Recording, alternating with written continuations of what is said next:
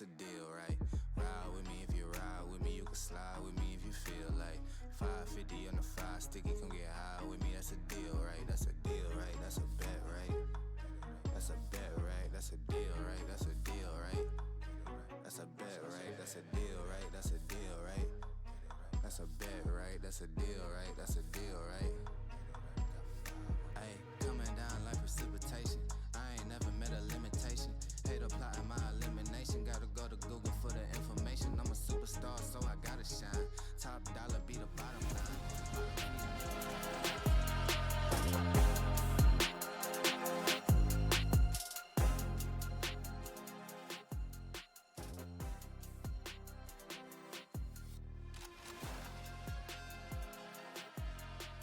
So I'm already pre-squinting it. I'm like, what's gonna happen here?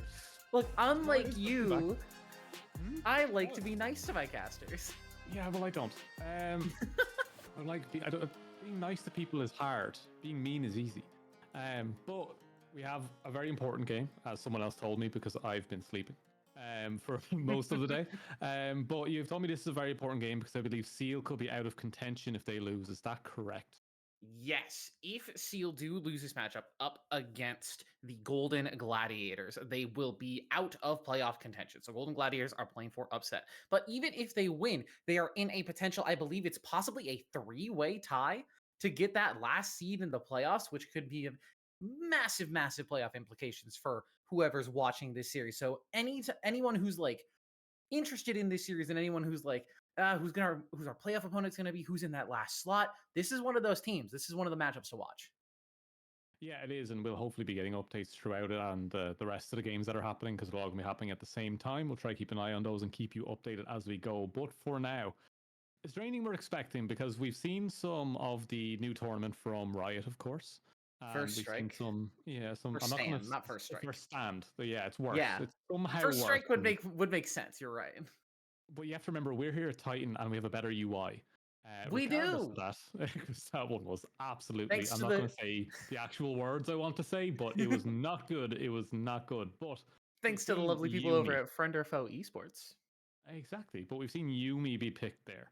Skarner has been off the table a little bit, but we've seen a lot of changes, especially with Darius in the jungle also appearing in some places.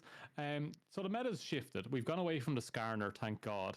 We have moved towards the Xin Zhao, which I've been saying for a while is broken. It's also getting buffed next patch. So any jungler that's listening getting to a lot me, of presents. Please just pick Xin. Xin Zhao is broken. Who cares about fight? Fight gets countered by Xin. She goes in, you knock her out. Good luck. Broken champion. Please play it.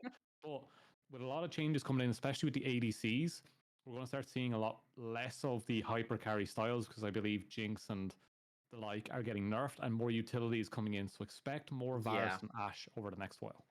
I think it's also important to mention that lane swaps, now that they're dead, it's a lot less likely. It's a lot less easy for teams to just opt out of the laning phase with their hyper carries. They can't just say, oh, we're playing Jinx Braum versus your Varus Karma, so we're just going to lane swap up to the top side and not play into this matchup at all. We're just going to ignore the bottom lane matchup entirely and just say, hey, we'll see the first 5 minutes, but we get an advantage in the laning phase. So now that you actually have to play out the 2v2 matchups, Hyperscaler's a little bit worse, like you said, utility a lot stronger. And I think also damage and poke supports along with like strong early laning AD carries will be a lot better, which is interesting because Kalista has already been a very strong AD carry. So I expect to see her presence continue to rise. Draven maybe as well, like you said, with Varus and Ashe. Maybe even a Caitlyn sneaking in here and there just for that laning phase domination. She's not allowed to be back. No, she had her movie. She had her arcane moment. We're not bringing that back. But I do think we're going to see a lot more Thresh appearing in the future as well. I hope so. I love watching that champ. Just sneak in under the radar right now because I think it's in a decent spot, although all the nerfs have hit Thresh hard.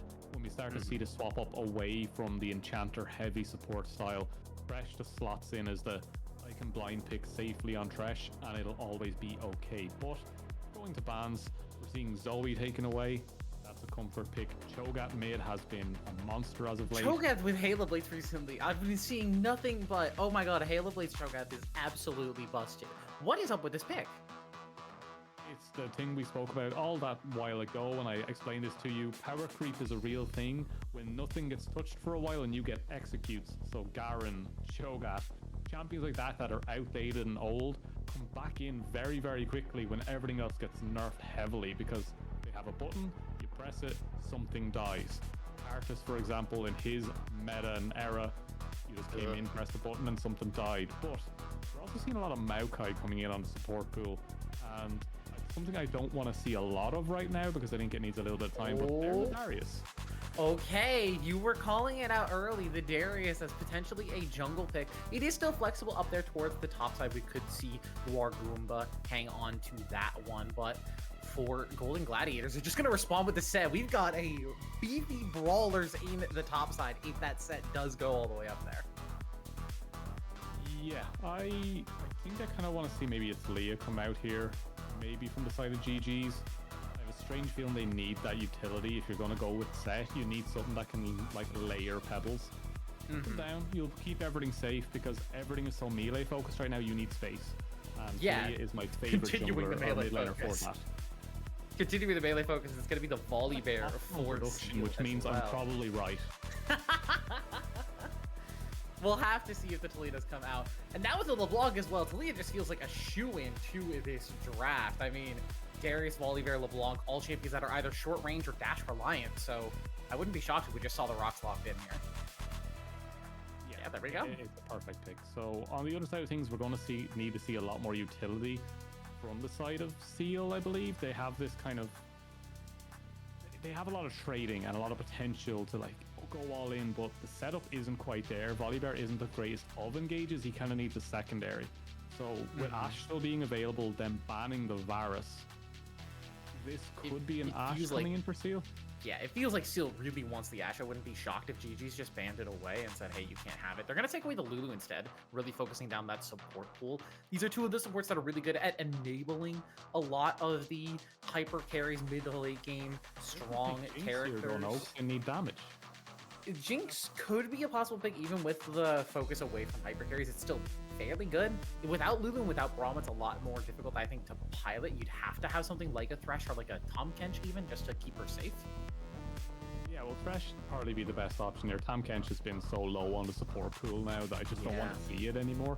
But it has to be like Ashe coming in here because that's the setup you need. Yeah, because Varus is gone, you take the Ashe. Support-wise, I don't know. You mentioned Maokai earlier, and I'm kind of hoping we don't see it because, like you said, I don't like it that much in the support pool. Here, though. You think? You just with all the melees? Oh, okay, there we go. Just throw down the Bramble Thorns, it'll be fine. Throw them out. Just press ult, and then, you know, let the enemy team walk into you, or, you know, force them to walk away. It's just kind of like the team fight go button. Either the team fight happens and you win, or the team fight doesn't happen, and you get control of the area.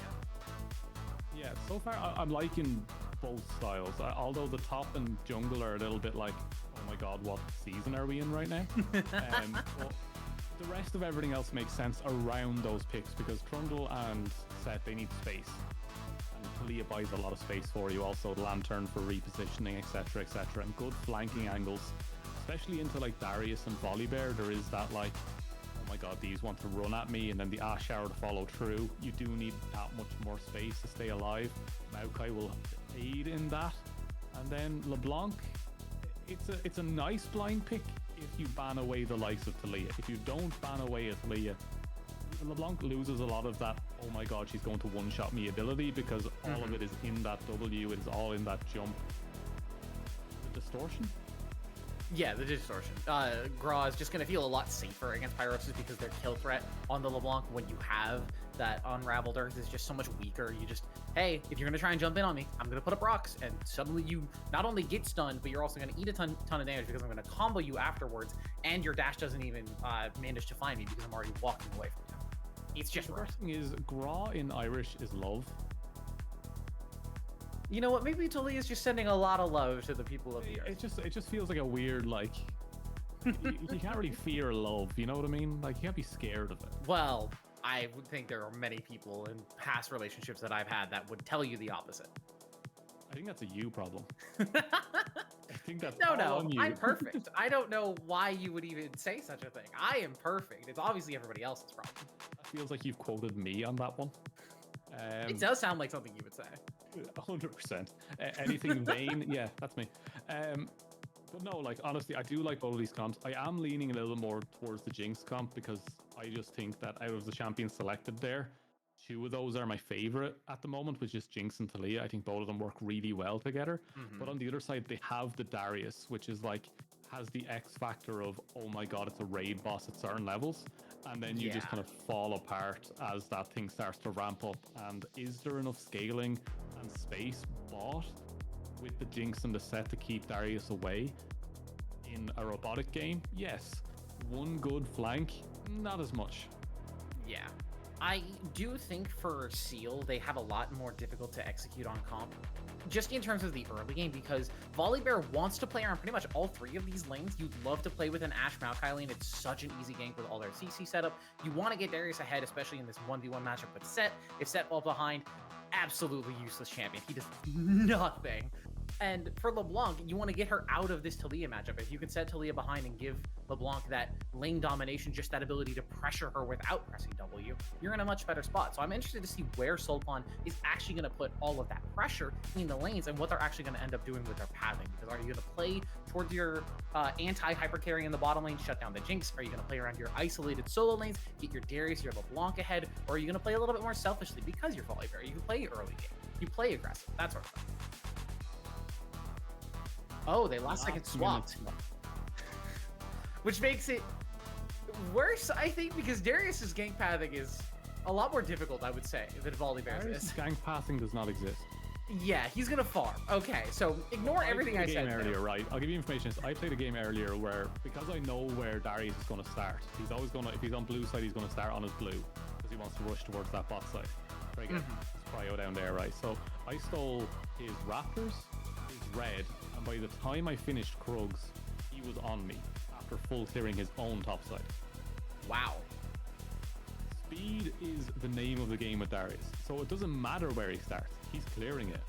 Those bleed picks are insane, which is why he's getting touched in the next patch, I believe, to stop the bleed onto minions and monsters, etc. But it's just, he is just faster. Now, I was playing Poppy, and I'm probably the only person that plays Poppy jungle, but I smited, so I should have been faster than that. I don't know if I just also smited. fell asleep and missed 5 autos, but that is very fast.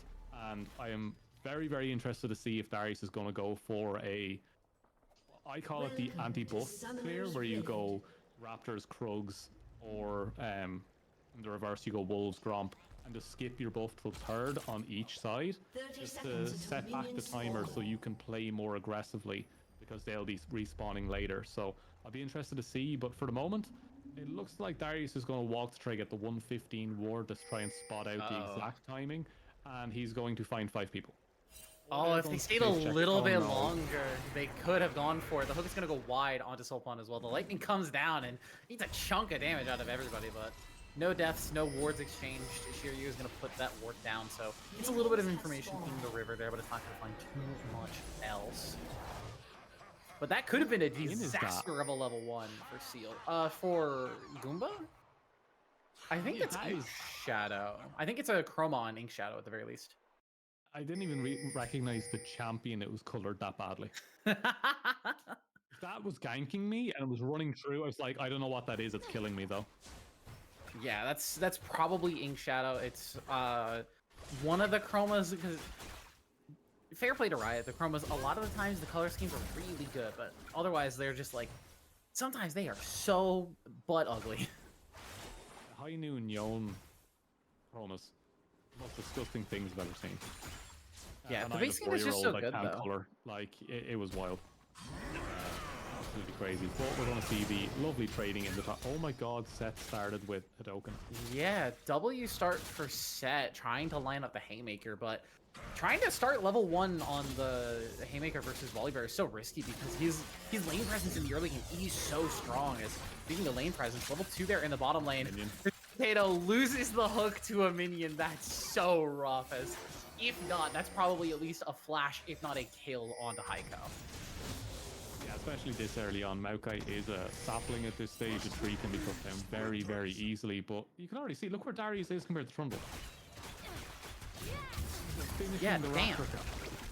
He's finished to the Raptor campus. Trundle is starting his red buff Go Yeah, around to dodge that ward. I'm going to be honest, he did have to go around to dodge the ward, but when he was pathing away from that bush between Raptor and mid towers, Darius was nearly finished that camp. The speed of this clear is disgusting. yeah, it's a big deal for Darius to have that speed in his clear and to be ahead in terms of the pickups like that. As you get another trade on the top side, Golden Champ doesn't get the stun, and with the chomp down, Flash lost by the set. He's got the passive, the Dorm Shield, and the potion, so he'll be able to take back up at least a little bit, but you've got to be careful trading versus the Volibear this early. But speaking of being careful, that's first blood to Pyrosis on the LeBlanc. Yeah, it's one of those things you kind of don't expect after all the hype I gave to Leah as such a strong pick. Also, a solo kill on the top side as well, so 2-0 so far for Seal, so they definitely want to stay in playoffs contention. But yeah, Darius is still speeding through the jungle a little bit faster. They get the hover around looking for ganks, but nothing happening just yet for Darius. I'll be keeping an eye on that as the game goes on to see how fast they are. As we're going back for boots, add more speed. I like the idea. But yeah, let's put our thinking caps on, because that was just unnecessary. That's like when the Lee Sin comes in and does the QW randomly. They just jump back to a minion, like, yeah, I can do it. It's like, yeah, everyone knows you can. No one cares. Get out of it. I do think this is a great spot for Sultan to be in, as he gets some trading down here on the bottom side. Mr. Potato holding onto that hook. Nice sidestep by Heiko. This is just a good spot for Sultan to be in, because your solo lanes are winning. Suddenly you don't have to care that much about clearing, as we've got a scuffle going on the top side, as Golden Champ is just gonna go down again. Feet of Warfare over to Seal. Now a trade on the bottom side. Flashing with the Lantern. Shiryu's gonna get the hook off. Gets the Lantern in. Heiko on the run, but the Choppers are gonna knock him down. Golden Blade will pick up that kill. Four left, forced on the run. Mr. Potato trying to get a hook there, but that tower's ramped up. You cannot take that one. Ash will get a return back. Yeah, so yeah, Fresh, you need to watch yourself there, Mr. Potato. You need to watch yourself there. Towers still hurt. It doesn't matter how much of a Death Lord you are and you collect souls. The towers are still going to absolutely eviscerate you, especially when they have double stacks on them. But a great Lantern gank. They did burn 3 of the 4 summoners in bot side as well. So regardless, with Ash getting that trade back, it's still fine in that bot side, because it's going to be a lot easier for Darius to try to get something off down there now if they so choose to visit the bot lane. Also, with that Drake being up, oh, never mind, right now Pyrosis is in the enemy jungle. Yeah, it's playing LeBlanc though, so they might be able to just navigate their way out. Yeah, this is classic LeBlanc gaming. You can go around into the enemy jungle, mess around with them, and they cannot stop you. But I think this is kind of just the disaster point for GG's, because, well, yeah, you have a kill on your Jinx, but I mentioned in draft that Set, when he's behind, just does absolutely nothing, and that fact, unfortunately for GG's, has not changed, and he's currently 0-2 with 1 assist going over to Sultan. In the exchanges, Heiko trying to get a trade down there on the bottom side, burns the Ignite onto the Golden Blade, but doesn't manage to pick up the kill. It will be enough pressure to get the Dragon, but yeah, GG's are in a lot of trouble in this early game, and if they can't stop this bleeding in some sort of fashion, they're going to be in trouble as the game goes on. Yeah, we can already see that gold lead is building, and I know you're saying it's like, oh, it's only 1,000 gold, 2,000 gold. It's like, this early is crazy. Like, it is a massive amount of gold to be giving over at this stage of the game, and with Trundle now rushing towards the grubs as the Drake was taken, gonna stop to take the Scuttle Crab. Now, this is one of those decisions that I, as a jungler, go, I'm better off just getting one of the grubs here, and then running away. Saving myself. But is Scuttle even in trouble here in the 1v2? I think Volibear wins this, and with Sultan also on the way. Doesn't have the flash, but has the phase rush, and Golden Champ, I think, is just going to be the sacrificial lamb. Gets a nice haymaker off, almost trades back, gets the kill, manages to find a shutdown in the 1v3. Manages to get something out of it at the very least. Get something out of it, yes, but it still is going to be those grubs now heading over to the side of Seal, so they're going to have a lock on 2 out of 3 objectives for the feat. They've already got the feat of Warfare. It puts Darius in what I call a relaxed position compared to Shyrus now on the Trundle. That's going to be in a... I think he messed up there. I think, yeah, something went wrong there. Yeah, that pillar was not meant to be there. But, sorry for the pause. But Yeah, so he's in a very disadvantageous position and needs to be aggressive now in pathing objectives and getting priority in the lanes before going towards those objectives. So it's one of those positions where the jungler, you start to feel the weight of the game, and it's going to be very difficult for Shyrus to focus on just getting through his camps and playing for correct plays that are like 90% plays. He's going to have to be forcing now to try and stop that feat of warfare for going over, or he's going to risk giving over the feat of warfare and 6 grubs or 2 drakes, which leads into win conditions. So Yeah. very difficult position to be in, and especially with the lanes this far behind. Oh, Pyrosis! Oh, Pyrosis! Has the damage to just pick up the solo. We got an engage on the bottom side as well. As Mr. Potato getting engaged on the arrows in onto the Thresh. Furio's in the area, but Borla has already picked that one up. Killer lands, but it's just going to force Borla away from the exchange. And again, it's just Seal winning in these isolated scuffles. Yeah, that's a bit unfortunate, I have to say, as we do see Set is now being forced away from his minion wave. So we can see, like, just both sides of the map, top and bot, are heavily in control of Seal right now, as well as that kill in the mid lane, completely shutting down anything that Talia wants to do. So this is kind of the time where, as a team, we have to decide, maybe we should lane swap and give something up and try get an advantage with a lane swap. This is one of those times where you're like, maybe just put the Jinx top, but instead they're going to try to make a play on the bot, but Darius is waiting. Yeah, Weaver's wall in. Yeah, I think Shupan should just get shut down here, though, so it will be a 1-for-1, making a 2-for-1, as Borla will manage to find one out of the exchange at least. Has to flash away. A messy scuffle, but GG's find themselves on top at the end of it. And he's also still available for the Ashe, that they might think about sticking around here. We'll use the Hawk Shot to cover their try and the escape from the possible gank, but yeah, it was something. It was a play. They got 2 kills out of it. You can't really complain with that, but still a trade back. Still a lot to do on the map, as even Goomba's going to go and get some fruits for themselves. As a god, do you really need to eat? I mean, you don't need to, but you might want to. No, but it really tastes that good. It was in the Summoner's Rift River. Like, the amount of blood, gore. No. Look, fresh fruit is fresh fruit. You take what you can get, but also, speaking of taking what you can get, I just want to point out the first item here, Rush, for Sultan on this Darius. I think that's either going to be a Yomu or something similar, as Pyros is getting another decent trade into Gra here. Flash away from the Talia as the clone's going to tank out the turret. The Talia is going to be forced out. With someone last week, but was it not you, Brady? It was not me, as Rocket does not manage to kill Pyrosis, and Heiko will tank up the turret shot to make sure that their mid laner does not die. But yeah, we didn't talk about Darius at all last week, I don't think, as he wasn't currently in the meta. OQs. Maybe it was OQs, but so the build for Darius is Yumu's, Swifties, Deadmans. Just permanent movement speed. Yeah, that's all you're looking to do, is be speedy, fast, zoom, Darius. That is it. That's all you're trying to be, and then you put in like Sterix, Force of Nature off the back of that and become like mid-tank. It's all just about speed and moving as fast as humanly possible. As Shyrus, you should have known you were spotted a while ago on that one. Yeah, he is going to be forced to walk away. There was also a pick on the bottom side. Mr. Potato did get caught, which means that Dragon should just go over to Seal here. Nice little dodge there by Pyrosis. Gets away from the stun. And it will mean the second feat will go over to Seal, giving them those advanced boots. Whereas GG's will, at the very least, to deny 6 grubs, but it feels like very much a consolation prize to get 3 grubs and give up those upgraded boots. Especially in a game where you have the likes of a Set, Jinx, and a Trundle, you kind of want to be focused on those, as you do see Mr. Today here. Wow, Heiko once again being very aggressive. That's all this Maokai is doing, is just being very aggressive. As yeah, they launch everything. Even Ashe gets the assist on it with an arrow.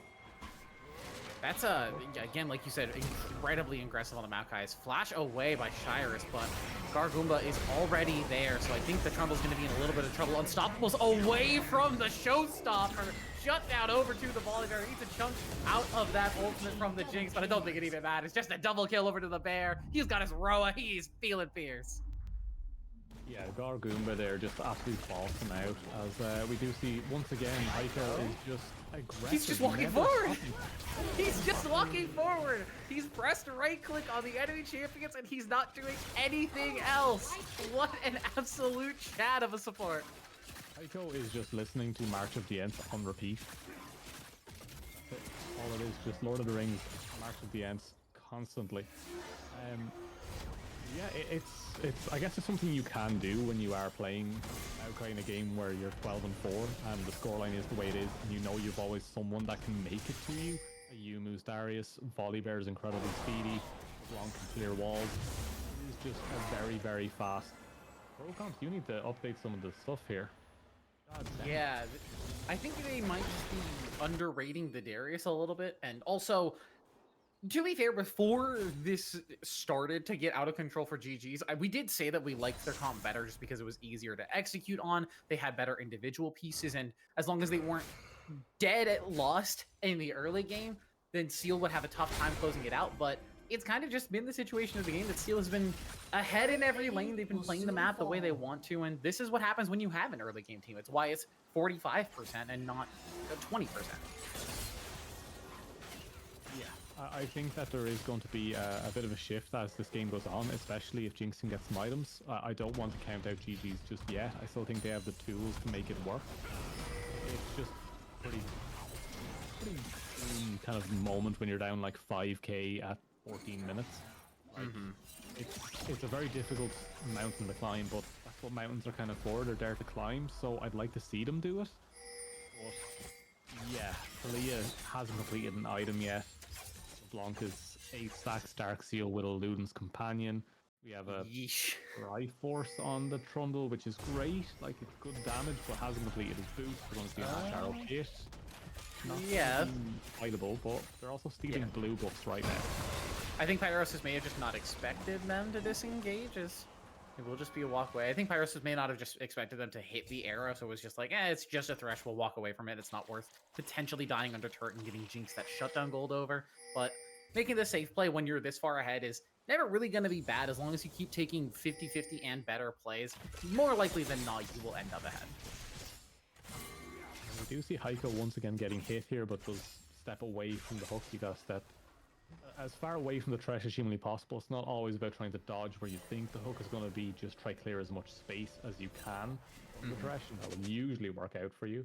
But yeah, Mr. Potato not having the greatest of games right now on thresh. Hasn't had the same impact as Heiko on this Maokai, who gets to just press W and fly at them, as that Twisted Advance is one of the stronger abilities in the game. Yeah, point and click CC is really good, and it is kind of why Thresh has fallen off in the meta so much. You look at the meta staples like Leona, Nautilus, even Maokai to a certain extent. It's either point and click crowd control or very easily access crowd control. The Nautilus hitbox with his hook is notorious for being incredibly large. Leona with her non-committal engage on a very short cooldown ult, whereas with Thresh, if you don't hit the hook, you don't really find a ton of value. Whereas Leona, at the very least, if you don't hit the hook, or if you don't hit your Zenith blade, you have your ulti, you have point and click CC, you have the ability to just stand in front of your carry and to be a bulky body. Thresh doesn't really get that tanky, despite having the passive that he does. The fact that you don't get that same armor per level and you're totally reliant on the souls for how much armor you're going to have in a game, it makes you feel so much squishier in the early game if you're not snowballing the game out of control. Oh boy. Oh boy. Oh, never mind. They look for an engage, but Pyrosis might actually be the one in trouble. Play away, flashes in, it's right into the rocket as the distortion back, shutdown over to the Golden Blade, the worst target for Seal to pick up that shutdown. Yeah, great shutdown, and they should be able to transition this one straight into a Drake, but great, but they will lose that box power on the other side as they do that. Heiko's going to a little bit of mayhem here, throw some saplings, yeah, a little bit of mayhem. But I think the point you were making about Thresh is every other support you named, like Nautilus, Leona, and the likes, they all have an ability that stops them from dying. Thresh doesn't. Thresh doesn't have He's that got Lantern, factor. but if you're using Not Lantern enough on of a yourself as a shield, you're also not using it on an ally to reposition, either for engage or disengage, and that's one of the big reasons that you picked Thresh in the first place. As Graw, you've already lost that flash. I think you are just gone, buddy. Doesn't have the Weaver's Wall, doesn't have flash. The arrow's gonna land as well, just for good measure. Sulpan's gonna be gifted this one. Doesn't even need the guillotine. Just says, thank you very much, team. Keep me fed. Yeah, it's just too easy of a game now for Darius, because Darius' greatest weakness was getting around the map and being included in these kills and scaling harder. Although yes, you can absolutely do some damage in the. Never mind. bottom Here side comes now. the fight. Again, Heiko just making the fights happen for the squad. Pyrosis is going to flash in, and that's just a dead Jinx. Revenge for the LeBlanc. Gets slowed down by the box wall, but I don't think Mr. Potato escaping here is really a huge deal. They don't have to chase him down. They're going to let him walk away, as this LeBlanc is just a menace on the map. Yes, walking towards people menacingly, and the revenge kill did feel a little bit personal. There was something in that just wasn't nice. Yeah, that's what LeBlanc can do, is you go back to the top side and see that Seth has been pushed into the floor with enthusiasm from the Darius. Yeah, speaking of what LeBlanc does, this is what Darius does. We get a lot of seeing the possibilities of Noxian champions in this particular game, as LeBlanc and Darius have just been so massive for the squad. As speaking of being massive, Pyrosa is going to be forced away. Heiko will catch that Super Mega Death Rocket. Geraldo's going to be popped in the top side as Heiko's just going to continue to stall for time. The Maokai with the Trailblazer. He's so tanky, he's so quick, you can't touch the guy. Yeah, the weirdest tree you'll ever see, but as they do continue to march down the top side, they do get the second tier 2 now. They're going to use the Rift Herald to get the next proc as well, so they're going to half health the tier 3. And this is one of those games where we'll judge teams more heavily on how effectively they can finish the game than we will kind of judge a team that comes from a comeback and all that kind of stuff. This is the point where we have to see that your team knows exactly how to end these games. Like, is it finding a pick using the Maokai? Is it going to be through a major objective as the 20-minute mark comes up with Akatan and the likes of Drake? You try to force a fight around that kind of soul moment. Like, there's a lot of these moments that we'll be looking as analysts or coaches and going, these are the moments we need you to understand more than the early game. The early game can go either way, but if you're in a position like this and you can't end, there's something wrong. Yeah, something is an issue that's happening. Issue is going to get the kill on that blue buff, so we'll secure it for his squad. This had the potential for being one of the shortest matches in the league. Potato's getting engaged on, trying to defend Shiryu's Wolves, but it's just not yours to defend. Flash is traded on the junglers, as Pyrosis is going to look to hunt down some trolls, but he's just forced it to distortion back. Yeah, I think this game did have the potential for being the shortest game in the league. Currently, the timer for that would have been 21 minutes and 20 seconds, as Arrow's going to land a lot of damage onto the Jinx. Doesn't have that cleanse forced away, and he's just going to get away from the Maokai ulti as well. It just feels a little bit messy here from Seal, as now it's going to be engaged from Seb, but Pyrosis has found the angle, just picks up that kill. Haymaker does quite a bit of damage, and now Pyrosis is picked up by a great seismic shot from Gra. Now maybe Sulpan is next, but Gra doesn't feel confident to keep stepping forward with Goomba and Vorla in the wings. Forced to walk away. Everyone manages to walk away outside of that Jinx and that LeBlanc, so messy scuffle, but it ends up just being 1-for-1. Ends up being 1-for-1, but it's more of that, like, the target selection. Like, Pyrosis is the one going forward and trying to get these kills, and then once Jinx is gone, there's not much GGs can do. You pretty much just hold on and try not to die. And we do check the stats, and it's like the stats really aren't great for Thresh. You're looking at around That's 26 that's 26 extra armor and AP right now, which is just not a ton. Yeah, you need about 75 to 100 at the 21-minute mark. That's where you should be sitting. It's a lot different for the likes of Smolder and Nasus, where you see bigger numbers, of course, but Thresh has a much harder time of getting them. You can use the Lantern to pick them up, but it's never worth it. If I ever see my Thresh looking to do that, I'll lose my mind. But You better be on a recall timer if you're using that Lantern to pick up souls. That's all I have to say. You better be 100%. directly moving under tower and recalling after that. Once again, the aggression, but this looks like a little bit too Yeah, much this to fight potentially could be a pick, as Gra's going to pick that one up, and now Golden Blade gets the reset. Pyrosis caught by that zap. The arrow from Borla is just going to disengage the rest of the team. Hook almost manages to land over the wall. Nice angle there from Mr. Potato, but just didn't have the distance, as Sultan and Borla still trying to walk forward, but this is 2v4. They know they have Goomba up there on the top side, just still pushing away. Even has the ulti, or even has the teleport, but just is playing that side lane now, knows that you just win the 1v1 versus the golden champ. And I think everyone else is just going to say, hey, they get a second dragon, that's fine, sure, we'll let them have it, but we're going to walk away with it. Yeah, that's their idea right now. They're leaning towards the Atacam, but I think that could be easily contested here. I'm kind of worried to see if they're actually going to go for this. Do they know? That seems to be the call. I don't know if they know. We're starting to see GGs move up slowly through their own jungle, but Paris is doing the Raptors right now. I don't think there's any information for GGs. I think this Otacon is just gone. delete effect right there, as that did just get deleted. And look, it's a great one to pick up. There isn't a major objective today to pick up that's really going to like catapult them in terms of that extra 25%. So it's not massive right now, but it does mean that if we get to see them take Baron, for example, then we might see the end of the game come very, very quickly. But so far, GG's have done incredibly well to hold on from the position that we were talking about before. As analysts, we'd be looking at them and going, you didn't need to dive and go for that thing. You could have just tried to force tower safely, and you still had that ability to do so. You still have range. You didn't need to dive so heavily for that, and now it's catapulted into them picking up a Drake, them getting a bit more farm and staying alive, and they're still getting camps. And then Heiko over aggression in the jungle. They're little things that we'd be watching more than anything else going, you didn't really need to do that, and now it's costing you.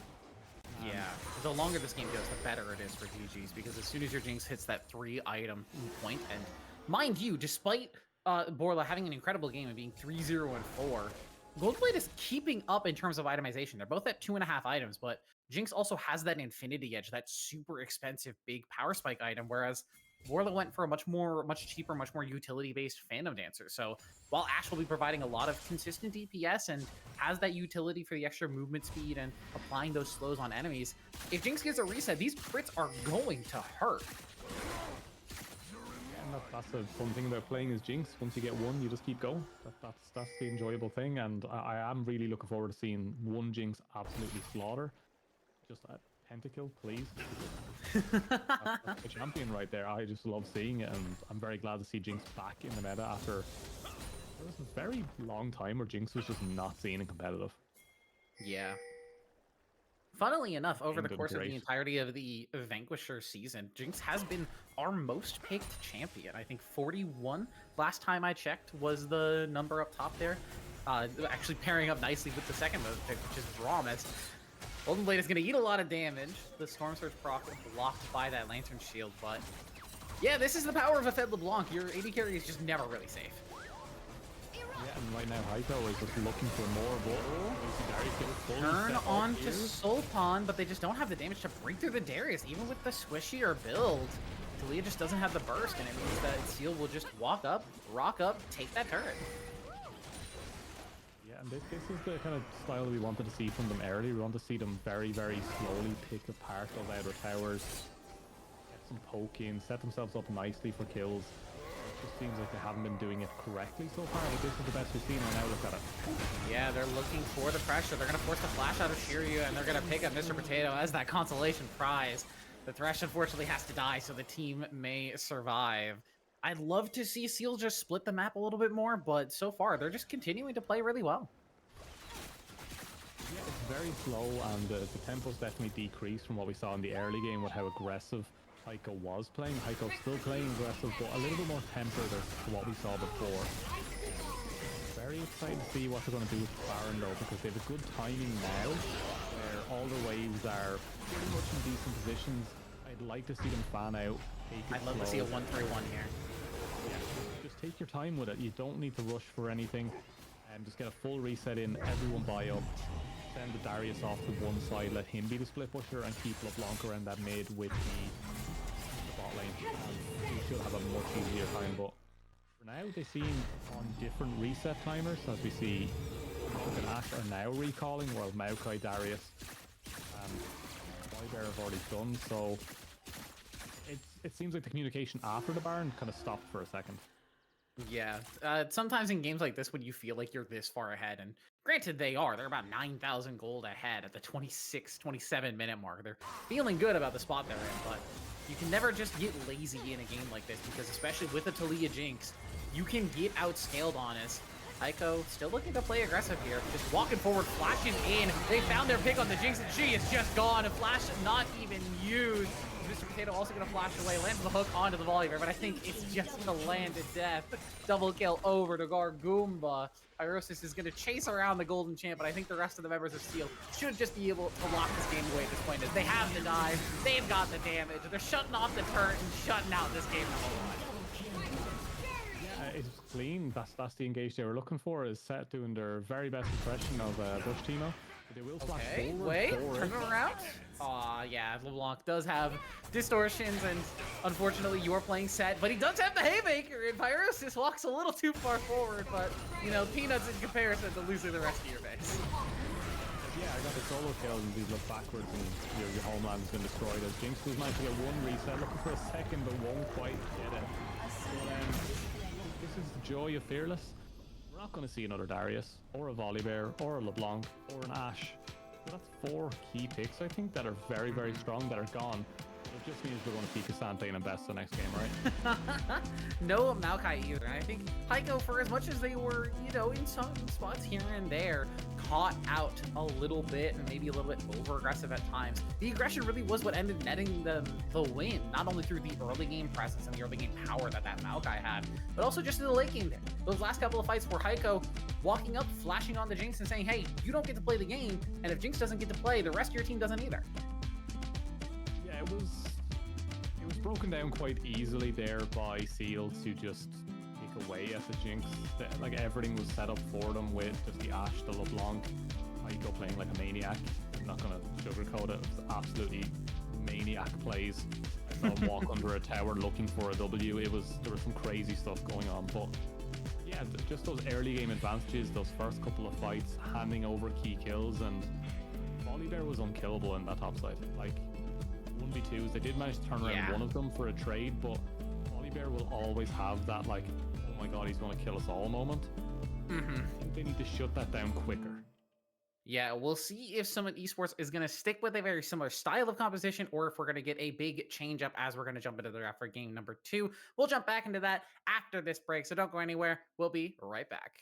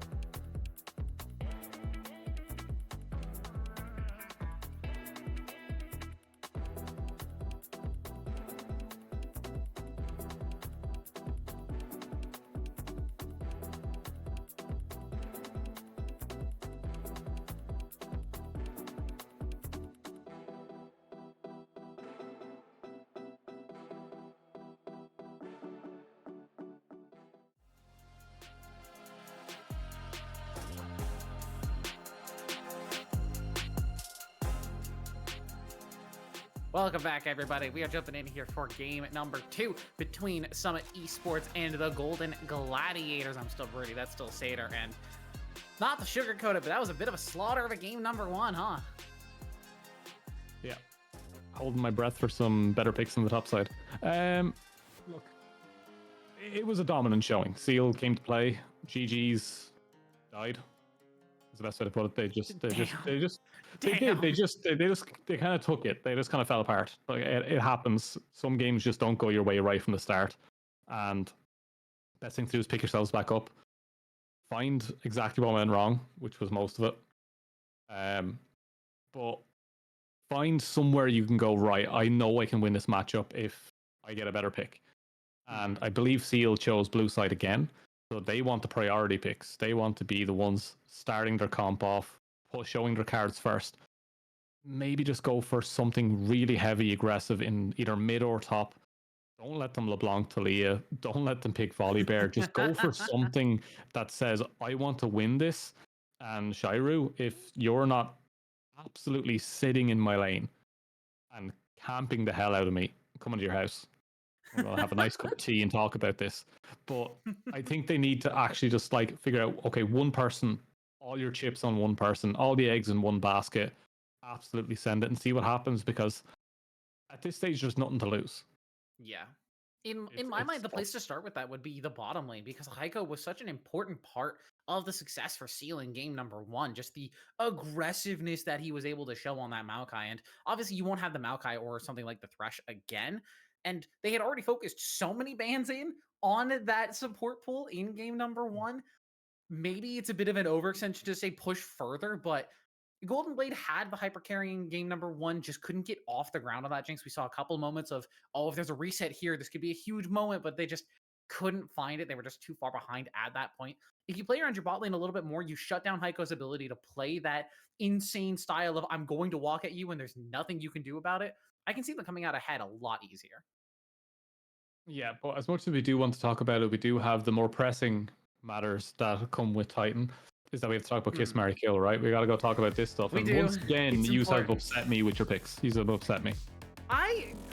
We agreed on all 3 of ours, so I don't know what you mean by you all, as I made the objectively incorrect choice of marrying Pike. He's my special little guy. He's my main. He's my go-to. I love him. This is a bad choice. Pike can and will eventually kill me, but you know what? I'm kind of okay with that. Yeah, but it looks like a Dark Souls skin. It does. It absolutely does. It's the only reason I'm marrying it. I love Dark Souls. I have a Dark Souls tattoo on my chest, for God's sake. It's the only reason I picked it. Galaxy Slayer Zed. Zed's cool lore-wise. I have a hatred for Talon. Ever since the Capitol building, do you remember that riot that happened in America? And No. Someone sent the image of Talon jumping the wall. Someone sent that to me because I was maining Talon at the time. It's ruined it forever for me because every time I look at him, I would just giggle. Yeah, so I can't honestly ever look at Talon the same. I think Talon's just kind of a whiny rich kid, but he's not a whiny rich kid in the way of like he was born into it. He was adopted, so like he shouldn't be a whiny rich kid. But I just get that vibe from him. He's just a Capitol Hill invader. Like, we're not doing this. But no, Galaxy Slayer Zed is an absolutely beautiful skin in and out of game. The splash is amazing. I respect Golden. I respect Golden for marrying it. The one I don't get is Loki choosing to kill Zed. Out of everybody here, we're killing Loki Zed. plays Kaisa. Zed and Kaisa don't mix. That's what it is. Yeah, that's fine. Like, you can see as a Kaisa main which one you like the most, because you can still see Talon due to your passive. Pike will kill you in lane repeatedly. Zed But he is will your also pair kryptonite. really well with you, so that's why it's a kiss instead of a kill. Yeah, it's not as annoying as being a Kaisa and you're like, oh yeah, I'm gonna farm up this next wave and Zed roams on you and you die. Like it's fully understanding why Loki is saying no to that one. Yeah, we get it. But I think that's enough of a case, Mary Kill. Thank you so much to Golden for running it every single week. But we do have a draft to get to, I think, just about in a minute here. So I'm wondering for you specifically, are there any picks that you want to see now that we have that Maokai, the Thresh, all those fearless picks off the table? So I'm gonna say Jin Zhao and Wukong should be our junglers. I'm gonna say Zeri should be the carry, on one of these teams because I've seen that rise a little bit more. And if I don't see a all-in engaged support, so like I want to see Leona or Rel, I want to see one of those two. They're my ones. That's all I'm saying from there. I'm not going to go too much deeper into it because I feel like I'm going to be wrong on all of those because no one ever listens to an actual coach when it comes to drafting, because that was my whole job. Was just absolutely annihilating drafts. But Wukong, Xin Zhao are the two strongest junglers, I believe, at the moment. Both of those should be picked if they're not banned, which they are not being banned. They're banning Nocturne for some reason, but Zeri... Gotta break up the Nocturne Orianna. You can't let Nocturne Orianna through. Yeah, Zeri's the other ADC, considering they banned Varus second phase, which means no team is prioritizing Varus. And we do have a lot of carry-style players. There she is! And they pick It's an arcane moment. It's Caitlyn. Zeri, end it. Zeri, end it. It's done. Hooked. Like, you don't win that anytime. Just pick Zeri and just absolutely run that thing into the floor. Like, just because you can't have Jinx doesn't mean you can't have Temu Jinx. You can't have Jinx from Wish. They are going to pick up that Wukong, that jungler you were talking about, as one of the stronger picks. I wouldn't be shocked if we saw either an AD carry or a support pick. Maybe they try and grab something away from the Caitlyn, like a Lux or a Rel that you were mentioning, those engaged supports for Mr. Potato. Taiko does still have kind of their pick of the litter of engaged. There's no Thresh or Maokai, obviously, but you do still have your Nautiluses, your Leonas. You have Alistar as a potential pick, and hey, there it is. Alistar into the Rel is the good vacuum counter because that crash down is so slow. You just bump it out of the air and throw her away if you want to, you know, disengage or bump her into your turret if you want to fight. You get your choices, and we're going to get two of the best junglers in the game, Xin Zhao and Wukong, going up against each other in this game too. They're the two you want to see every single time. Like that's just the two junglers. If I could watch this matchup repeatedly, apart from Poppy, because I love Poppy. But, love Poppy. Yeah. That's just the two best picks. Now, what's left? What's left to take? So Orianna's been taken. We do have disparity here with the jungler being picked for one side and the, or not the jungler, sorry, the AD carry being picked for one side and the mid laner picked for the other. So Seal could ban away that Zeri that you were mentioning earlier is a like decent Caitlyn lane matchup. They're going to choose to ban away the Misfortune instead, which makes me worry that we're not going to see Zeri banned, but it's still possible. They still have the second ban. GGs on the other side are going to start banning away those mid laners, protect the Orianna a little bit. Sylas has too many good ults to steal on the GG side, so they're just going to take that one away. Smart ban. It is wild, and seeing the Sylas banned after they had last pick mid there, and they saw the Alistar. It's just like, yeah, it was crazy. It's possible that Graw just doesn't want to blind pick the Sylas, and I think in certain cases that's reasonable. Yeah, not a Titan mid laner for sure. There's the Zeri. So this is the top side. I'm surprised we're not seeing more of like. I'm not sure if you've seen a lot of it, but I've seen a lot of it. Have you seen Urgot a lot in the top side? I can't say I have. I've seen him a little bit in Arena when I've been playing, because with Fan the Hammer, that character is busted, but we are going to be seeing the Aurora as the mid lane into the Orianna. Orianna is like very slowly, I feel, becoming the new Orianna Syndra matchup in terms of the lanes. Just like, you know, you have two classic control mages up against each other. Urgot matchup. That is an Urgot matchup. Yeah, the Mundo Lock-in tells me that GG's could play Urgot here, or even just like Aatrox, something that just farms him in lane, and hey, there's that Urgot. The more purple something is, the more Urgot kills it. Really? 100%. Name something purple that he doesn't kill. Bel'Veth? I feel like Bel'Veth has got to win that. He absolutely annihilates Bel'Veth. Absolutely, yeah, I guess you would be dashing into the shotgun knees a lot, wouldn't you? Yeah. Yeah. It's one of those hidden things that like one of the players I was talking to says whenever they're playing top lane. It's like if they pick anything purple, I'm picking Urgot, and I'm like, what do you mean? It's like anything that's purple on their screen dies. So like their team right now has 3 purple things, which is Caitlyn, Alistar, and Mundo. He kills all 3 of those because Alistar wants to ult at low HP. He says no. At that point, you're already going to be chomped.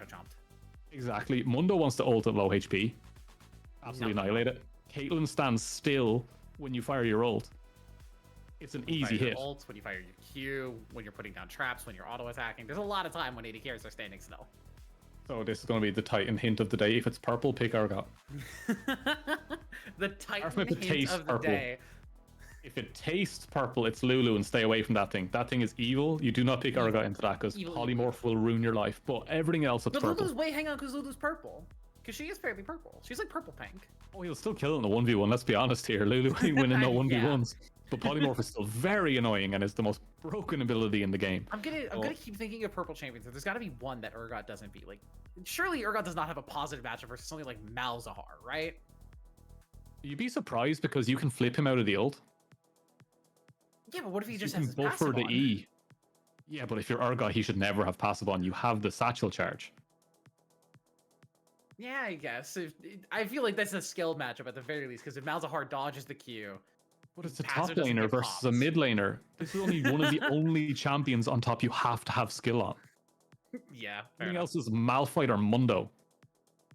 Yeah, So like you build... it's one of those things where I've played a lot of Urgot in the past, but like one of my players plays a lot of Urgot. He's like an Urgot one trick, and it's like I've seen him play against Malzahar, and he'll satchel charge, and as soon as they step into the range that he knows, he'll just press E, and he'll get suppressed. He will fly forward and flip them, and it cancels it. And he's also standing out of the pool, and I can hear him laughing in the comms immediately, even though we're not looking at him on camera. I know what he just done. I just know what he just done, and he's just laughing to himself.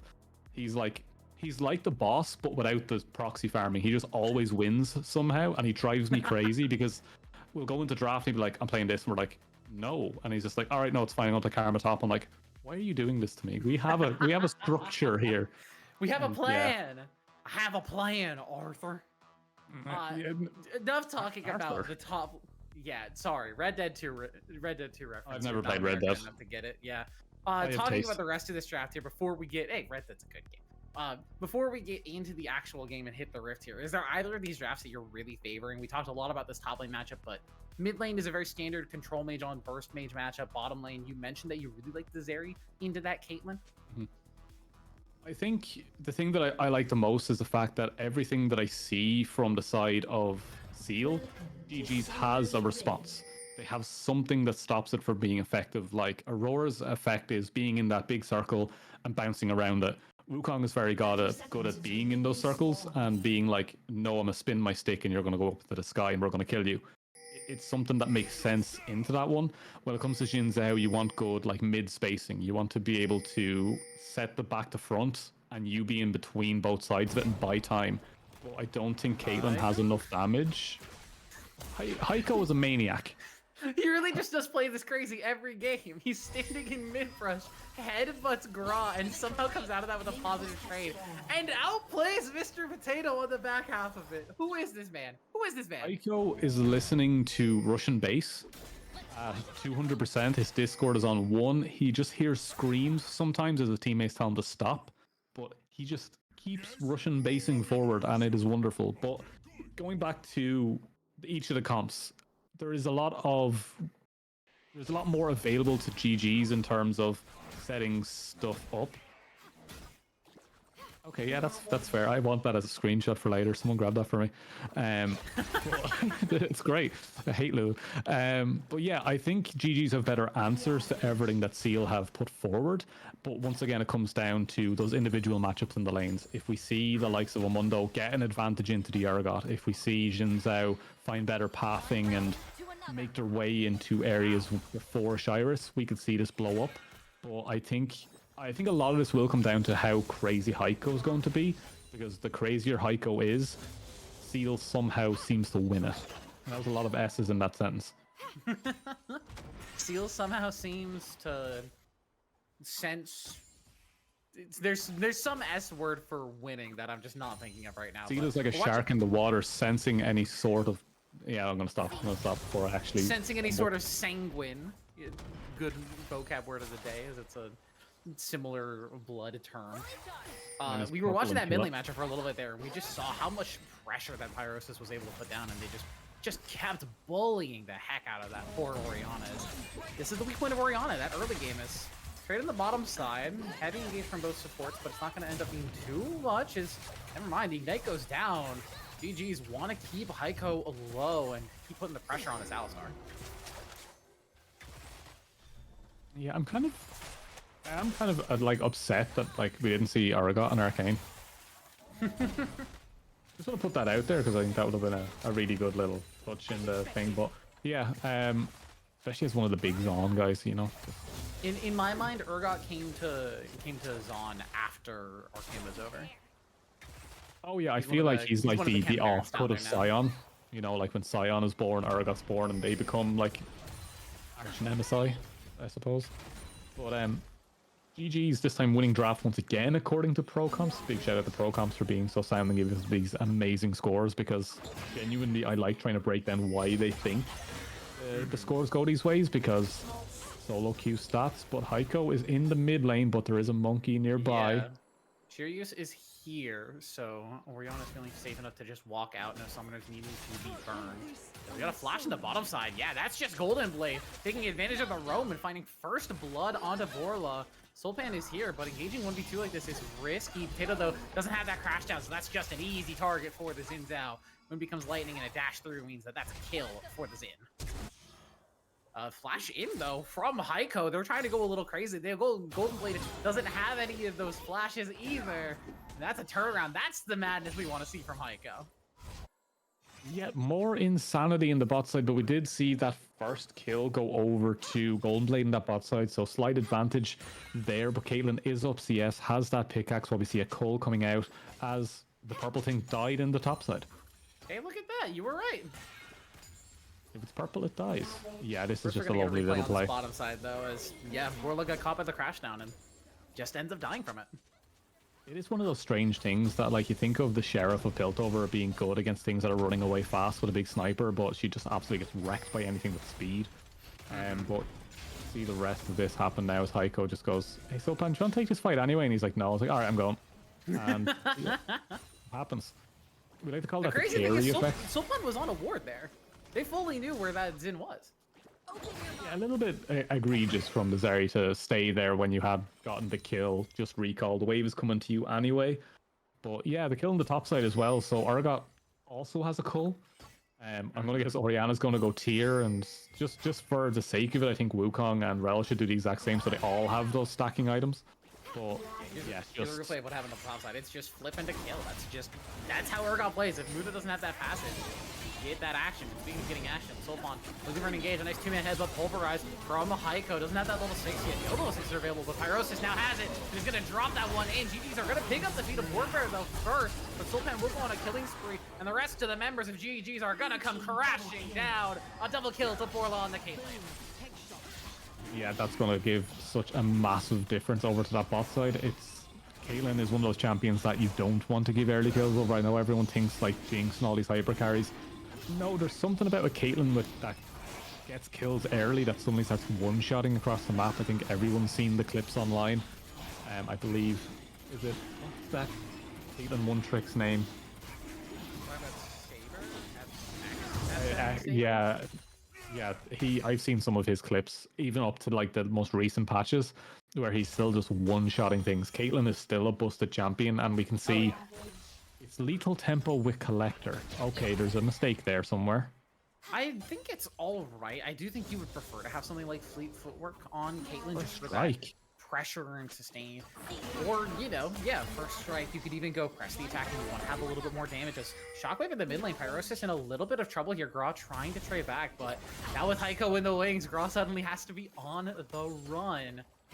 And Heiko has just done an excellent job of playing the map. It's been a little shaky here and there. As now an engage in the mid lane, Heiko is going to get that pulverized. Gets the headbutt into the turret, onto Potato, but now doesn't have it to cancel crash down. And somehow Heiko will walk out of it anyway. Who is this guy? It's Maniac. Maniac plays, but they do drop those pings onto the grubs. They want to try and get there in time to try to stop the last one, get that beat stopped in its tracks. They don't want to give over all the grubs and those drakes, but aiming for the book. Actually, no, the briefcase. Sorry, it's the wrong again. He's throwing briefcases. Yeah, he's not lawyer here. He's not throwing the book at them. Yeah, no, this is Money Mundo, and he will. He does a lot of damage. Yeah, those cleavers doing percent current health damage means that you eat a chunk of damage off of those.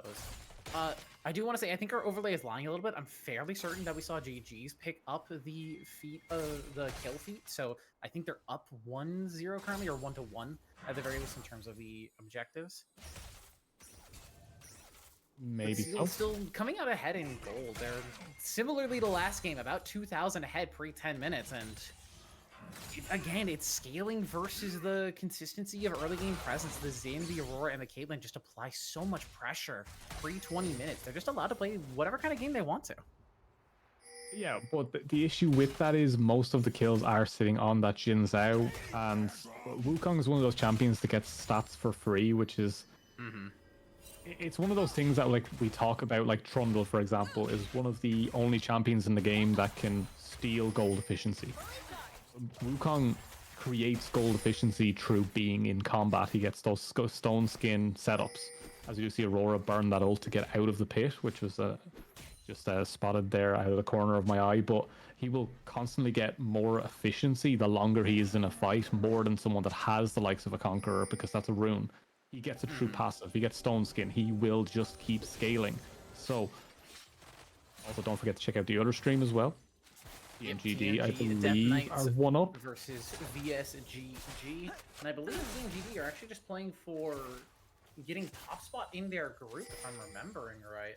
Looking at the standings, they're looking to at the very least tie with Akuma Sabres, who are currently 6-1, as they had a pseudo bye this week, as I believe one of the teams dropped out in their group. Yeah, which does happen. Same with all amateur leagues. But as we have a lovely look at the fountain here, as we will slowly glide down this wall. Yeah, Golden Champ did end up getting solo killed out there by Gargumba, so maybe your strategy of purple dying to Urgot isn't always the case. Maybe sometimes purple beats Urgot. Yeah, so let's go and see how much damage Urgot can do with just the lovely two grubs there, but Golden Champ, yeah, just an overstay. That's all this is. Just wanting to stay just to get that little bit more money, and dies for it. He waited too long, I think, to get that flip. If he just threw it a little bit earlier. Yeah, he tried to flip, but Goomba just walked in front of him and ate it with the passive, so Urgot was literally just unable to walk out.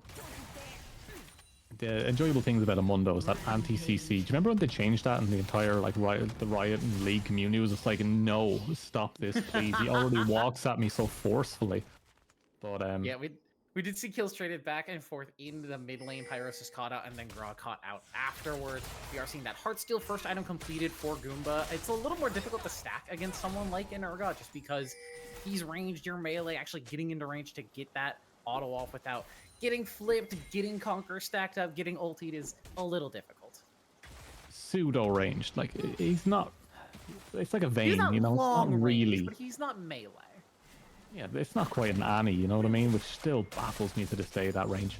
But yeah, why does she have just like some of the best starting level 1 range in the game? Do you know what champion has the highest AD at level 1? It's gotta be a mage of some kind. Is it actually Annie? No, it is Gnar in Mega. Oh, yeah, well that makes sense, but outside of forms, there's a nice clone there from each series. It's one of those puzzling ones that always catches everyone out. Always catches everyone.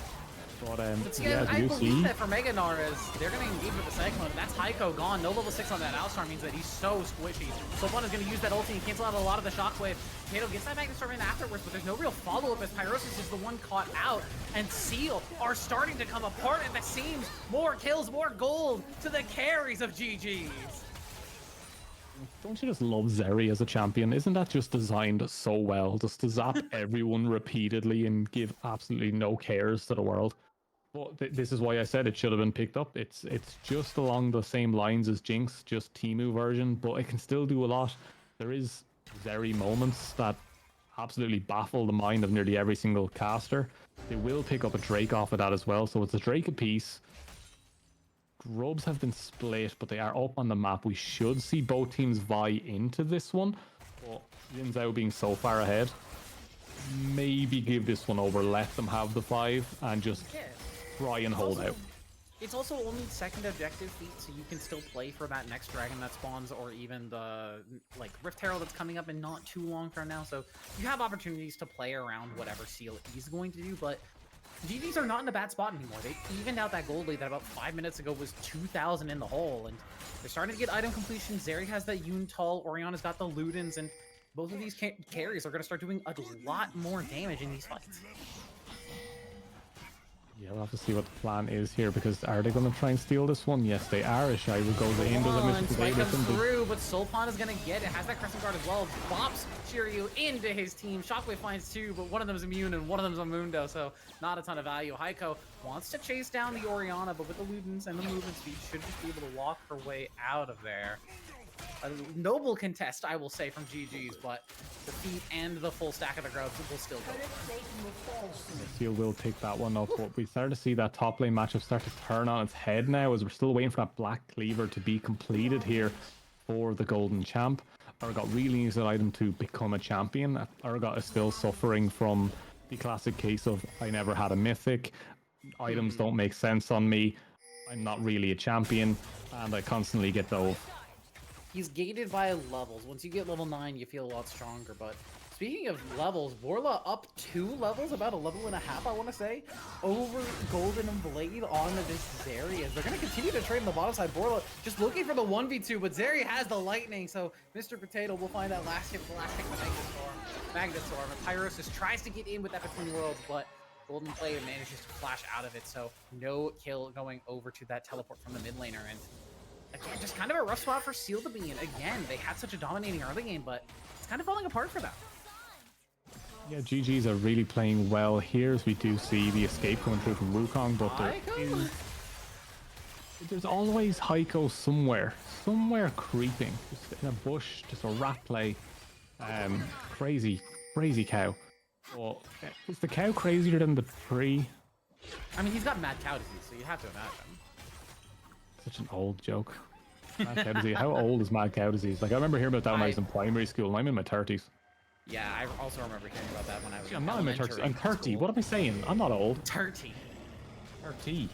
Oh, yeah, I have the Irish accent. Sorry, yeah. Jeez, I want to point that out. Yeah. 33 and 300. I keep forgetting that that's a thing Americans ask Irish people to do. Like, 333 trees. Yeah, look, at the end of the day, you're not even speaking your own language. Hey, we're speaking the original version. The English people changed their accents. No, they didn't. No, they did. There was a real study done on this, that more likely than not, in the olden times, the American accent was actually the normal English-speaking accent, and Britain is the accent that changed over time. No, I heard the Queen speak. Okay, she's old. She's not old that, or she was old. She's nearly older than your country. Like, let's be honest here. Was she around when the United States actually formed? No, God, no. That's 300 years ago, just about. There's a bridge in my town that's older than America. 250 something years. It's older than someone even who lived 100 years ago would be. I know, but like, she was old. Yeah, she was like, she hit 90 something, I want to say. But did she hit 100? I think she did, no? I can't remember. I can't be bothered with British monarchy. 96. Yeah, it didn't hit 100. You know what? Our old people are better. We have Betty White. We had Betty White. Mid-diff. Speaking of Battle of the Mids, Betty White versus Elizabeth. The actual game is there was a bit of a lull state here. It is going to be Herald going over to Seal, which will net them the objective. That will net them. I think that should net them the objective. So it's now 1-1. So now we're just playing on turrets for who's going to get those upgraded bits. Yeah, and who's going to be able to crack it first? Because we do have that Mundo. Aurora's already smashing that bottom one, so we'll actually be Aurora taking that tower for sure. As we will see those boot upgrades come very, very quickly here for Seal. As Dragon is now spawned, we should see that popping up. But no, we're going to see Wukong destroy the Aurora. They're going to go for that top side. Rift Herald crashed nowhere. It was just spawned and didn't actually get the hit. We'll get the hit on the second. Golden Champ will clear that out quickly. Here. Dragon is going to go over to GG's. They've got those Hextech Dragons now starting to stack on themselves, but they're looking for a potential dive on the Golden Champ. Heiko again, just always behind enemy lines, tagging up the turret as well. Doesn't even feel the need to pop the ulti. Mr. Potato is here, but it's too little too late. Ignite now down onto Heiko, but he's got the ulti on. He's feeling unbreakable. The crash down canceled out. Heiko will not die. Mr. Potato has the luck for himself. The Mundo will go where he pleases. And GG's. You get the dragon, but you're losing so much on the top side for it. These are one of the ones I was talking about at the start. Is just like on one of your solo lanes, we just need to see Shyrus constantly there. And Urgot got the better of the lane at the start, was doing decent work, was getting up in CS. And then just Mundo got assistance. Jinzhao was everywhere, is still everywhere. We see a trade back. Everywhere. Yeah, Sultan, he's trying to get that win becomes lightning. Borla is going to be gifted that kill with the headshots here. You're trying to make the trade back happen. Fear Beyond Death is going to catch the Jinzhao shutdown over to the Urgot.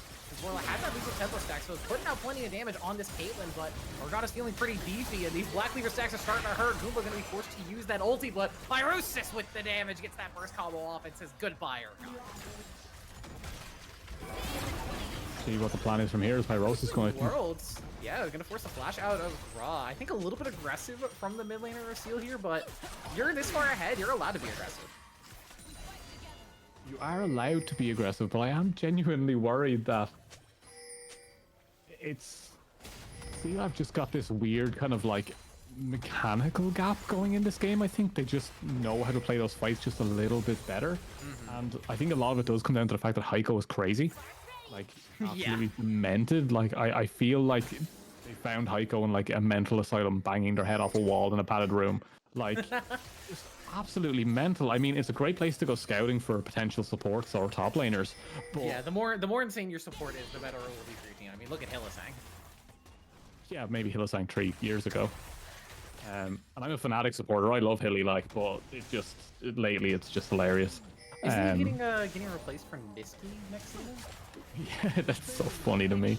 Nisqy is just Fnatic's worst nightmare now for all the Fnatic X players. He just keeps sneaking in and taking roles. It's crazy. But I'm glad to see Nisqy come back. Nisqy's probably one of my more favorite players from the Fnatic's history. But yeah, Hilly's. Yes, it just... Even Steelback back in the day was brilliant. But Pyrosis once again doesn't have the ult available, but does have the damage. Golden Blaze. Sultan's gonna dash in, but it's on to Mr. Potato, who gets a great crackdown Magnet Storm. Can they follow up on him? Potato's gonna get bursted down. Has the Locket Shield. He's sitting there for a little bit longer than you think. Shopman manages to find two. There goes Pyrosis, and there goes Sultan. You can't be taking these overly aggressive fights against the Urgot, against the Orianna. Heiko comes in, but it's already too late. A double kill for Shiryu, and one more over to this area. GG's. Maintain control of the map. Maintain control. They take it back. I think is the best way to put it. They take it back. They're still down a little bit of gold. They should be able to clean up some of that if they can get this Akapan off the other side of things. But right now it's all down to Golden Blade to get some HP back. But Shiru's going to say, no, I'm going to take these camps myself. Don't worry about it. But yeah, I think now is the time to lock down that last objective. Set yourselves up for the rest of the mid game. But that was a big turnaround and they desperately needed that. And again, it's that over-aggression that we're seeing from Seal. While it's their strength, it's also kind of been their weakness throughout this couple of games. They've been playing so aggressively and playing like they're so far ahead. And when they are that far ahead, it works out really well for them. But in these closer scuffles, when you're not 5,000 gold ahead at that 20-minute mark, you can see how they get punished. And if Seal does manage to win this series and does manage to make it through, I'd love to see what they look like in playoffs against teams that won't be losing as much mechanically in the early game. As I think this is a team that needs to learn how to not get punished early on and learn very fast, as Heiko and Sultan are going to be run away from that bottom side turret very quickly. Yeah, let's put our thinking caps on now, please, Seal, and go. We're losing fights if we don't kill Zeri. Let's try and kill the Zeri. We have Alistar Zinzao. We're losing fights if we don't kill Zeri. What if we just clicked on Zeri? Also, they have Mundo coming in from a flank right now, and there's plenty of pings going down to make sure that they know the Mundo is there. And they're taking good control here, but Mundo's also going very far forward. Send Zeri backwards. They do have a good opportunity here to take down maybe the support. Yeah, the clone's there for Shiryu, but again, it's just that overextension. And here comes GG's with the punish. Mundo can't heal up. The Fear Beyond Death will shut down the hopes of Seal. And GG's, again, take back control of the map, back control of the river, and will take control of the Dragon Pit. Dragon Pit be damned. Akatan is up and just take Akatan. It doesn't roll off the tongue as well as Akatan. I'm just gonna say it now. Riot can't name things. Right, at the very least. Yeah, but they just can't name things correctly. Like what? It's crazy. Just call it Angry Nocturne. It's Nocturne's visual update. They're just gonna turn him into Akaton. Otacon, not Otacon. Let's call it Nocchione. Rename it to with that Nocchiwo. Otacon take, he's gonna be the Dragon starter for GG's. Nocchione and Nocchiwo. That is the best combo for them two, let's be honest. This is why I'm never going to be a game designer. Everything's just a meme. Everything's a meme, but what's not a meme is GG's mounting a comeback here and potentially sending themselves to find a victory here and send themselves to game 3 and play that playoff spoiler as Seal is living or dying by Heiko's insanity. And it does remind me very much of Prime Hylissang, because when he's on, he looks like he's winning his team the game, but when he's not on, it feels like he's losing his team the game. Yeah, in some of those cases, yes, but the engage there from the Aurora straight onto Mr. Potato bought enough space for Heiko to think maybe now it's my time to go in. So there was that mid and support connection there. They were like, we can go for this. But Mr. Potato just turned it immediately and goes, you've used 2 of your best spells to try and stop me. I can go in. And once that setup comes through, you see Gyrus just comes in off the back of it and Wukong just manages to get everyone knocked up. Golden Champ just flies into the middle of it and just becomes that Earth God that we all know and love, that just shotgun knees in every direction and everyone gets shredded. That Black Cleaver is putting in so much work. Then you add Asterix for survivability, Grievous to stop healing, and I go, stop gifting them money. Oh no. Borla potentially caught out here, does have the net, so we'll get away as Shiryu couldn't get in range to find a follow-up there. So Borla not having the flash, but will manage to survive regardless.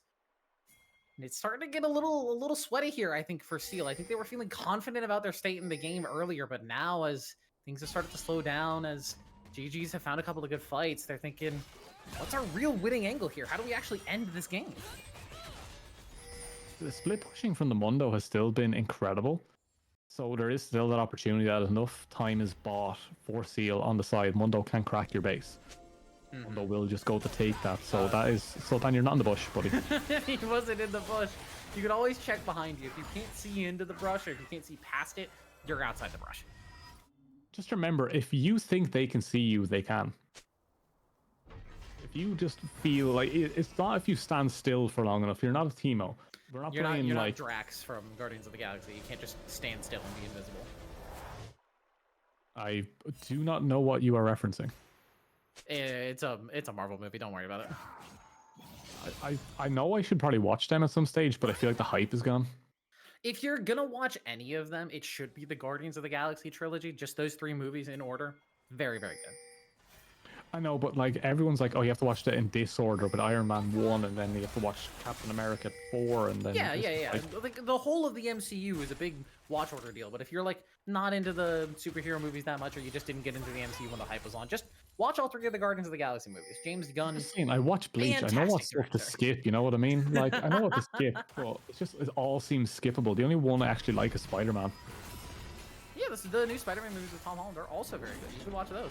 Those are a lot of fun. I watched them with my son, and it's very hard to watch it because he keeps asking where Gwen is. And I think somehow he now has a thing for blonde women, which I get. Look, let him do his thing. But you are 4. You need to be looking at. You need to stop this. Like, it's also a cartoon. Don't want to be going down the anime route. Don't want a little weed in the house. But oh, not another one, you mean? Well, no, I only love. Yeah, okay. I'll take it on the chin. For a second, you thought about it for a second. We're like, no, that's fair. No, it's completely fair. As long as he's not a jungler, we'll be okay. Yeah, we don't want to raise junglers in these households. We're looking at a potential scuffle as Heiko again looking for an engage, but where's the rest of your team, my man? He's gonna be forced to flash away. Has the Hex Flash, but you can't get away from this area. She's just too quick, and it's 2 quick kills over to GG's again. Those carries, the Orianna and the Zeri picking up a couple of quick ones, and they're just being gifted over the money at this point. They are, and off the back of that as well, we're also losing a lot of summoners as Heiko has no flash now, no ignite, there's no flash on the ADC. You're losing more and more as we just see it. Sultan? Wants to burn the flash away from the Zeri, who was low from the previous skirmish.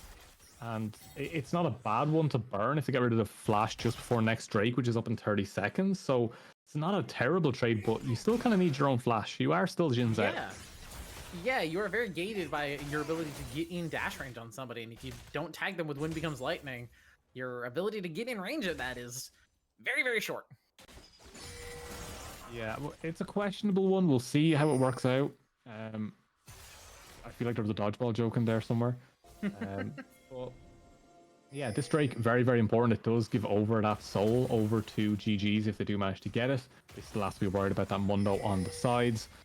Soulpan is going to try and look for the Zeri engage here. Will miss the first win, become Lightning, as they will take control of that. If they know they can't go in, Heiko now in trouble.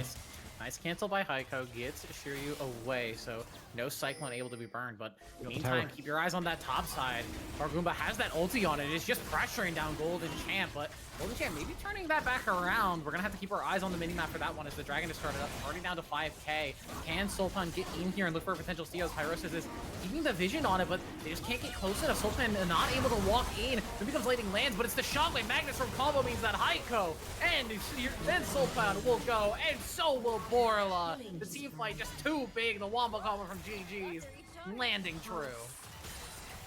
Yeah, the setup just was not there. Pyrosis never had the opportunity to drop the ult. Sultan could never get close enough to the Drake to fully contest it, with the Magnus Storm pulling them back constantly. Not having that flash that was burned earlier in an attempt to set up a Zeri all in. You did manage to get the base cracked, which is great, but you've handed over Soul, you've handed over Baron.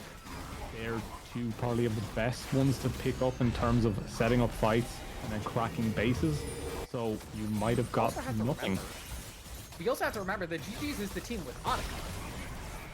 So they get the soul, they get the Baron, but they're also empowered as Golden Champ is just gonna eat Pyrosis for breakfast, and Goomba will be the next to follow. And Satyr, I feel like this game is going to this series is gonna go the distance. It looks like we're gonna see game 3. How purple is Aurora is the main question I have for you right now, because Aurora got completely decimated, that Aurora. Just a little too purple, I guess. Yeah, and they have the purple buffs on as well. It just keeps getting easier for the purple king.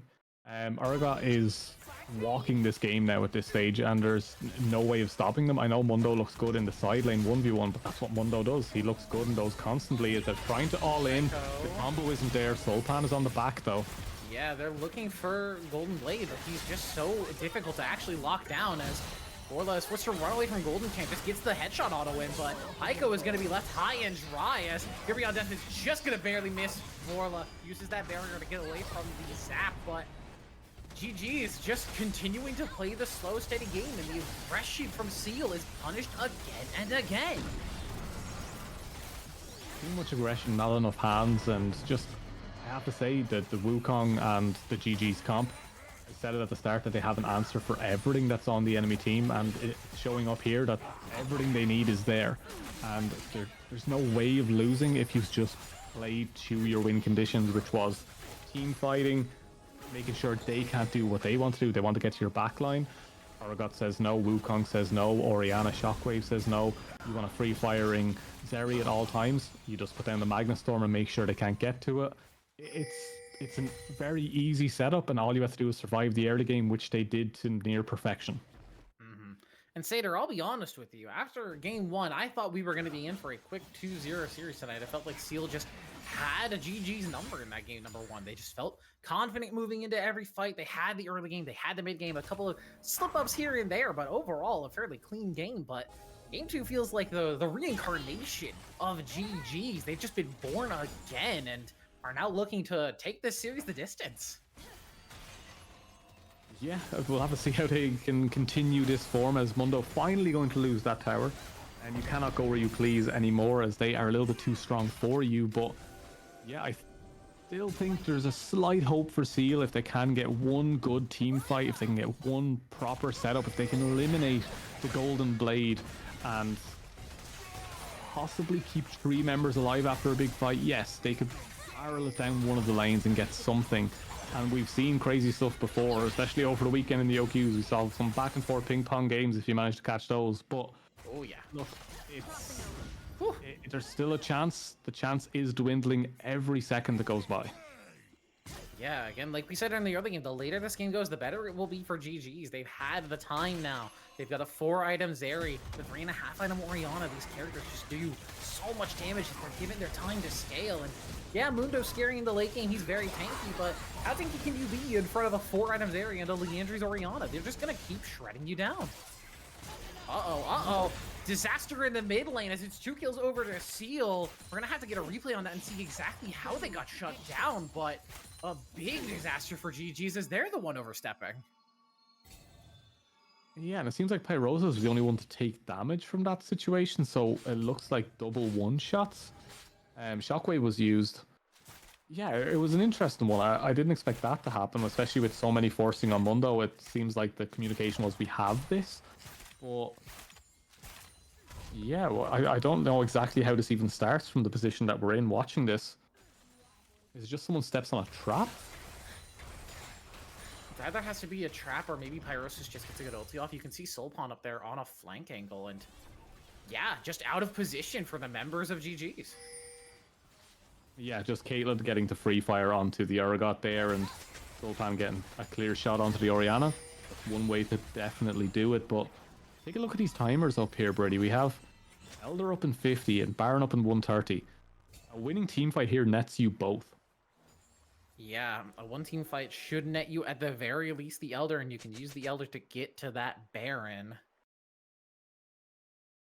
But the big deal is who's going to be able to win that fight is the Otacon-empowered Hextech Soul with those 3 extra Hextech Dragons providing so much value to GG's alongside their 5k gold lead. It feels like if GG's aren't making a mistake like they just did back there, not leaving members isolated versus this good pick comp that Seal has, they should just be able to lock down these objectives.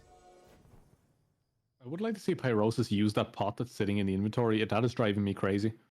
They're holding onto it for as long as possible, just for maximized value, which I get, but you got to make sure you pop it before the fight starts, as they're finally going to pop it as Soulpon gets engaged on. Dragon is now up. Pyrosis looks for a little burst over the wall, but doesn't manage to find anything, and the teams are just jockeying for position, but GG's just have priority on the Elder. They have priority. There's no way Borla can walk in here safely. We'll have to use Soulpon for the moment. It's already down to 10k. On the And flank. they're walking in. Soulpon taking a lot of damage. The Cyclone is in. A great Crescent Guard is going to deny a lot of the engage as the objective bounty is taken on that bottom side of the map.